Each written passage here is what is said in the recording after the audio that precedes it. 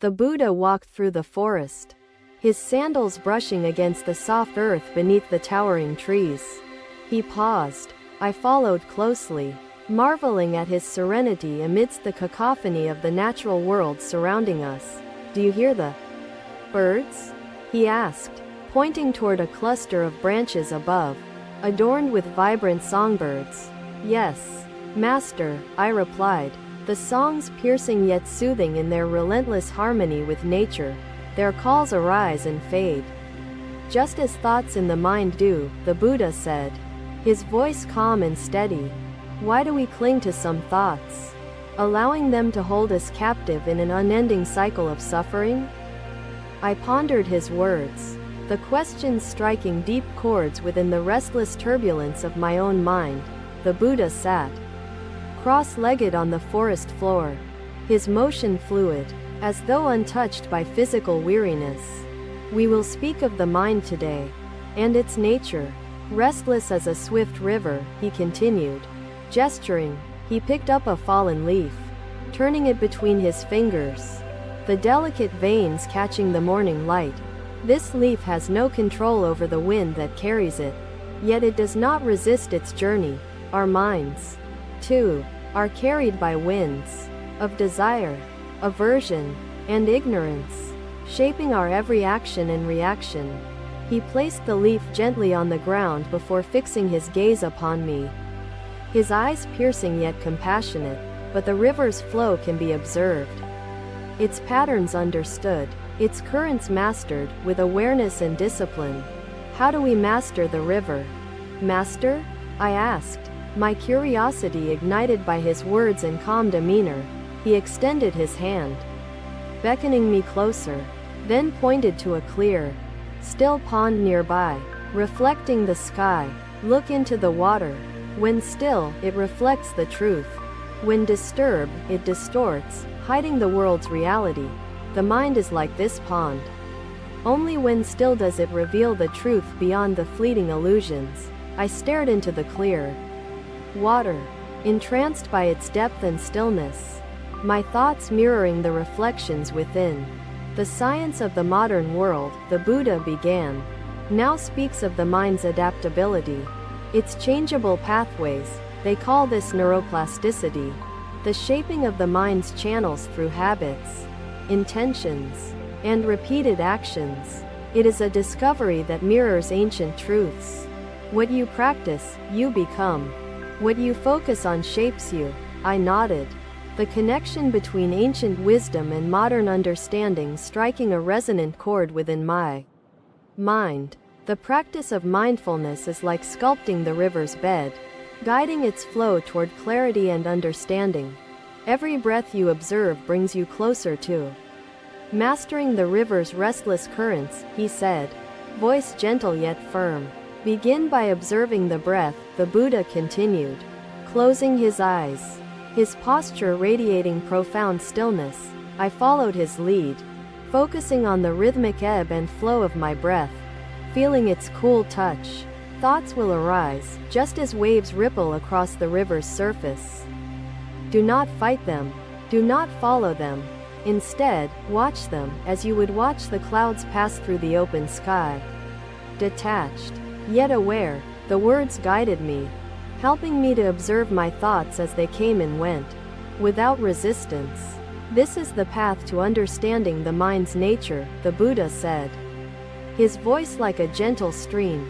To see clearly, you must release judgment and attachment, allowing thoughts to rise and fall without clinging. Master, how can one let go of deeply rooted thoughts, the ones that seem to define us? I asked. They are like vines clinging to a tree. With awareness and patience, the roots can be gently untangled. He touched the bark of a nearby tree, tracing the intertwined vines with his fingers, his gaze contemplative. You cannot tear them away without causing harm, but you can loosen their grip piece by piece. Mindfulness is not a battle. It is a steady unraveling, a compassionate understanding of the mind's entanglements. I pondered his metaphor, the clarity of his teachings illuminating the chaotic labyrinth of my thoughts. The modern world the Buddha said, is consumed by distraction. Its mind's restless, its rivers turbulent, yet the solution remains unchanged across time and space: attention, presence, and the stillness of understanding. He rose slowly, the grace of his movement like water flowing effortlessly around rocks, unburdened by resistance. "Come," he said, motioning for me to follow him once more along the forest path lined with ancient trees. As we walked, the sunlight filtered through the canopy, casting dappled patterns on the ground, shifting with the wind. Each step you take, each breath you breathe, is an opportunity to know the mind's nature, he said. These moments, often overlooked, hold the key to the peace that eludes so many seekers. "Master," I asked, "how can one trust this path when doubts arise? When the mind resists its own stillness? The river doubts not its flow, nor the leaf its journey. Be present, and the path will unfold. But remember, doubt too is a thought, a ripple upon the surface, passing like all others," he added. "Do not cling to doubt, nor push it away. Watch it with the same calm curiosity." The Buddha paused, picking up a small stone and holding it aloft for me to see before tossing it. The stone skipped across the water's surface before sinking, its ripples expanding outward until the pond grew still. The ripples do not last, yet they touch every part of the surface before vanishing into stillness. Your thoughts are like these ripples, affecting the whole yet incapable of altering the true depth beneath. Master, will the mind ever be completely still? I asked, my voice tinged with uncertainty and hope.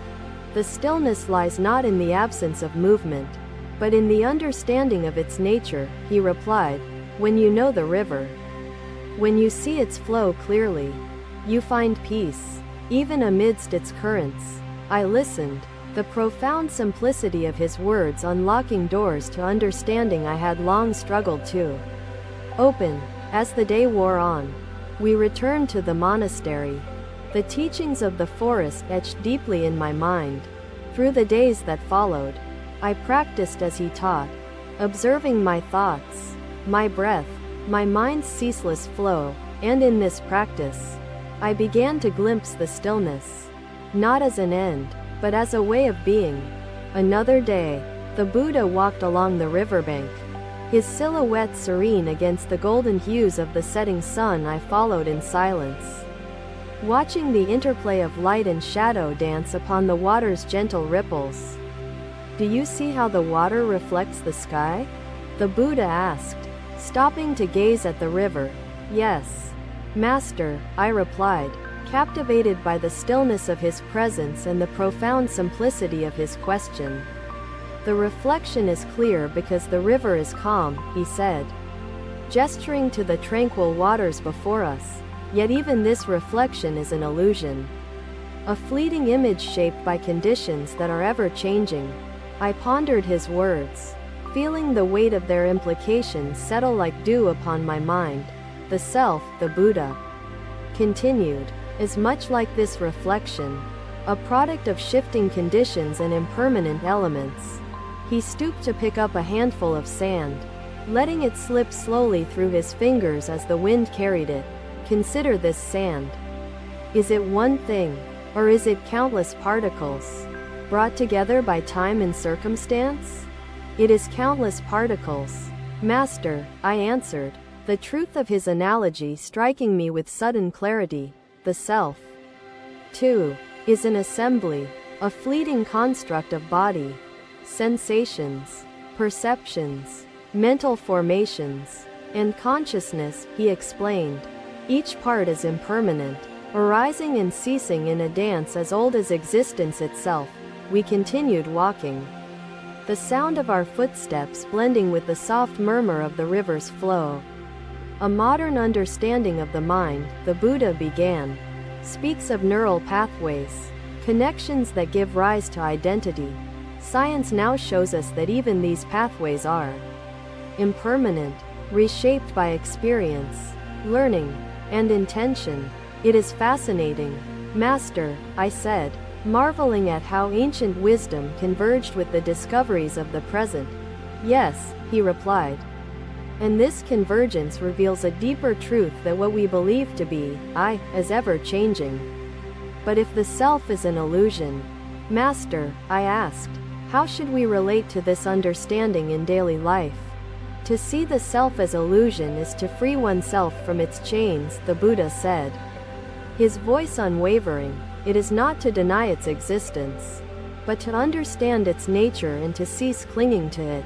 He paused beneath a tree, its branches heavy with blossoms, their fragrance mingling with the crisp evening air. Observe this tree, he said, placing his hand upon the rough bark. Its life depends upon water, sunlight, and soil. Without these elements, the tree cannot exist. It is not a singular entity, but a web of interdependencies. In the same way, the self arises from countless conditions, none of which are permanent or independent.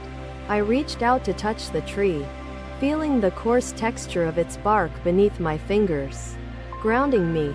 Master, does this mean there is no true essence, no enduring core to what we are? I asked. Truth lies not in permanence but in understanding, he replied, his eyes filled with gentle compassion. To see impermanence clearly is to awaken to the deeper reality that underlies all appearances. The sun dipped lower, casting long shadows across the earth as the river's surface shimmered like liquid gold. When you cling to the illusion of self, you suffer. You grasp for what cannot be held, he said, but when you let go, you find freedom. Freedom from fear, from attachment, from the endless cycle of craving. How does one let go? Master? I asked, the longing for liberation stirring deeply within my heart. Letting go is not a forceful act. It is the gentle untying of the knots that bind you, he explained. Through mindfulness and compassion, you learn to see clearly, to unravel the illusion thread by thread. He picked a lotus flower from the riverbank, its petals glistening with dewdrops, delicate yet resilient. This flower exists because of countless conditions: the river's water, the earth's nutrients, the sun's light, he said, yet it clings to none of these. It simply blooms, embodying the beauty of impermanence and interconnection. Be like the lotus, rooted in awareness, yet unattached, blossoming in the understanding of life's fleeting nature. The Buddha placed the lotus in my hand, its delicate weight a reminder of the profound truths he imparted. Master, I said, what of those who cannot see beyond the illusion? How do we help them understand? Compassion is the bridge that spans ignorance and understanding, he replied, his voice soft yet filled with conviction. When you see the illusion, do not judge those who cling to it. Instead, guide them with kindness. Your own awakening becomes a light that helps others find their way. Just as a flame ignites another, the stars began to emerge, their faint glimmers adorning the velvet sky as night embraced the earth. Walk with me, the Buddha said, and we continued along the path, the world quiet save for nature's whispers. Each step you take with awareness dissolves a thread of the illusion, bringing you closer to liberation, he said, and in liberation, you find not emptiness but fullness, the interconnected beauty of existence, free from the chains of self. I listened, the profound simplicity of his words weaving themselves into the fabric of my understanding. As we reached the edge of the forest, the Buddha turned to me, his gaze steady and luminous.